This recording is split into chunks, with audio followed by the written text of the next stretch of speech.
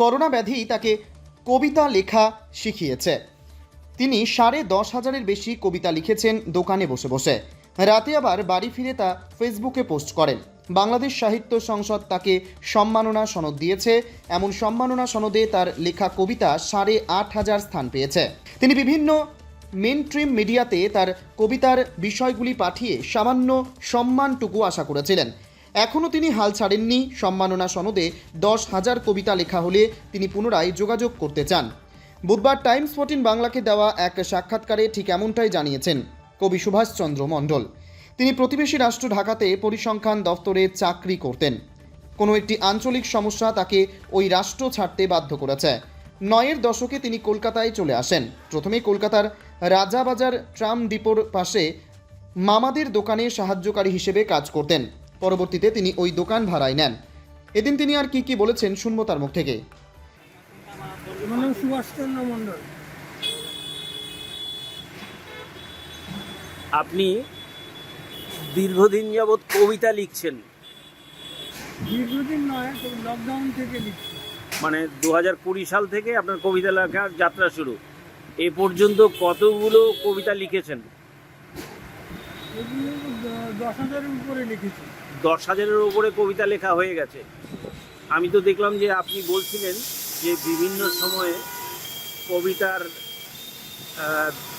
লেখার মধ্যে যেগুলো ভুল ত্রুটি থাকে কিনা আপনি গুগলে সার্চ করে নেন, কারণ বলছিলেন বাংলা ভাষা নাকি অনেক সমৃদ্ধ ভাষা।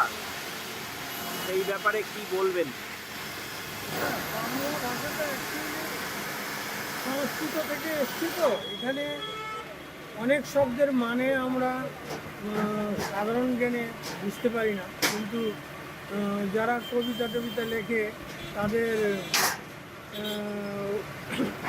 ওগুলোর মানে জানতে হয়।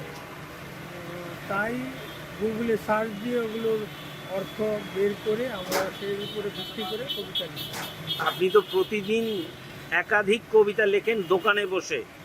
হ্যাঁ, প্রতিদিন দোকানে বসে, বাড়িতে লিখি, দোকানে বসেও লিখি, যখন সময় পাই তখনই লিখি। আপনি খুব নিয়মের মধ্যে চলেন। এই নিয়মটা কিভাবে বেঁধেছেন? নিয়ম বলতে আমি মানে আমার অভ্যাসগুলো রেখেছি আমি সাধারণ খাবারের মধ্যে। রিচ খাবার আমি খুব একটা খাই না। তারপর ব্যায়াম করি, আর কবিতা লিখি। কবিতা লিখলে মন আরও ভালো থাকে। এইভাবেই আমার সময়টা কেটে যায়, আর ব্যবসা টুকটাক। আপনি একটা দেখা যাচ্ছে আপনার টেবিলের পাশেই একটা বই, সম্মাননা সনদ, বাংলাদেশ অশ্রু সাহিত্য সংসদ দুবাই, এগুলো লেখা রয়েছে। এই বিষয়টা কি? এই সাহিত্য পরিষদে আমি লিখি। এখান থেকে আমাকে সম্মাননা দিয়েছে, মানে সনদপত্র যাকে বলে। ওখানে অনেকেই লিখে কম্পিটিশনে, ওখানে যাদের কবিতা ভালো হয় তাদেরটাই ওরা সনদপত্র হিসাবে আমাদের ফেসবুকে ওরা প্রকাশ করে। সেখান থেকে আমি এটা কালেক্ট করে নিজের দোকানে অটোমেটিক বাইন্ডিং মেশিন আছে, এই বাইন্ডিং মেশিনে আমি এই বইটাকে বাঁধাই করে রেখেছি। বেশ। এই বইটার মধ্যে কতগুলো কবিতা আছে? আমি গণিনি, তবে 250 থেকে 260 কবিতা হবে। আপনি এই যে 10,000-এর উপরে কবিতা লিখেছেন, তার মধ্যে সম্মাননা সনদ পেয়েছেন 8,000-এর বেশি। 8,038টা। বেশ। এইবারে এটার লক্ষ্য কি, মানে কত করতে চাইছেন? আমার ইচ্ছা আছে, গাভাস্কার যেমন 10,000, সুনীল গাভাস্কার উনি 10,000 রান করেছিল টেস্টে, তা আমারও ইচ্ছা আছে আমি 10,000 সনদ করব, আমি অর্জন করব। খুব সুন্দর। এই যে ভাবনাটা আপনাকে উৎসাহিত করে কারা? উৎসাহিত মেনলি আমার দিদি, তারপরে আমার কয়েকজন শুভাকাঙ্ক্ষী আছে এবং আত্মীয় পরিজনেরা। আত্মীয় পরিজন, তারপরে আমার কিছু ছাত্রছাত্রী আছে, তারাও আমাকে উৎসাহিত করে। এটা যে দুপার বাংলাতেই রয়েছে। ওই জায়গায় আছে। মানে জাতি ধর্ম বর্ণ নির্বিশেষে আপনার এখানকার পাঠক রয়েছে, আপনার কবিতার পাঠক। আপনি বিভিন্ন যে কবি সম্মেলন টম্মেলন হয় সেখানে কি আপনি সুযোগ পান, মানে আমন্ত্রণ পান? হ্যাঁ, আমন্ত্রণ অনেকগুলোই পেয়েছি এবং আমি সেখানে অংশগ্রহণও করেছি। তারপর আমার একটা বইও বেরিয়েছে, যত বইমেলা সল্টলেকের, সেখানে আমার একটা বই প্রকাশ হয়েছে, ভারী চমৎকার, বই বলে। বেশ। তো আপনি রোজ দোকান খোলেন কটা? এটা তো শিয়ালদায়, 9টা 9টায় আমি দোকান খুলি। মানে জগৎ সিনেমার পাশে তো বোধহয় আপনার দোকান। দোকানটার নাম কি? Famous paper and book centre. আচ্ছা, famous paper and books and board board centre. Board centre, famous paper and board board centre. Board centre. এত প্রাণকেন্দ্রে আপনার বাড়ি, মানে দোকানের সামনে দিয়ে প্রচুর গাড়ি যাতায়াত করে, এই গাড়িগুলো হতে আপনার মনোসংযোগে বিঘ্ন ঘটে না? আমি দেখুন, আমি প্রতিকূল পরিবেশেই আমি মানে বড় হয়েছি বলতে পারেন। কিন্তু আমি যখন অনার্স করি তখন আমি চাকরি পেয়েছিলাম। অনার্স পাস করে মাস্টার ডিগ্রি করেছি, তখন আমি চাকরি করি।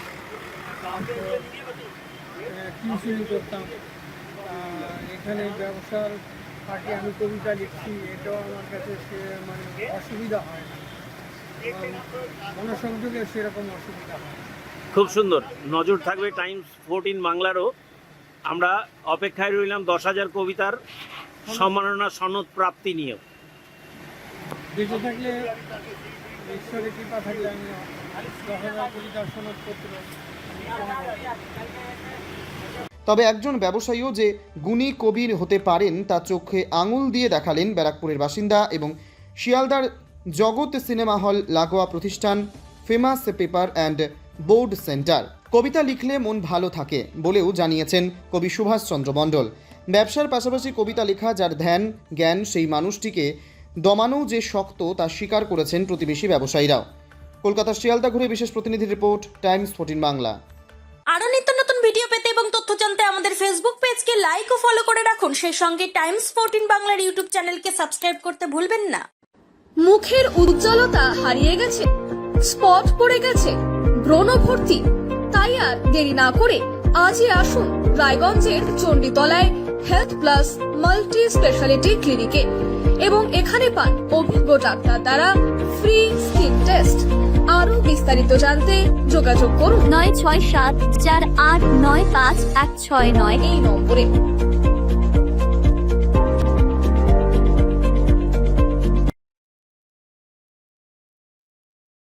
আজ তোমার বিয়ে, সাজলো নতুন সাজে।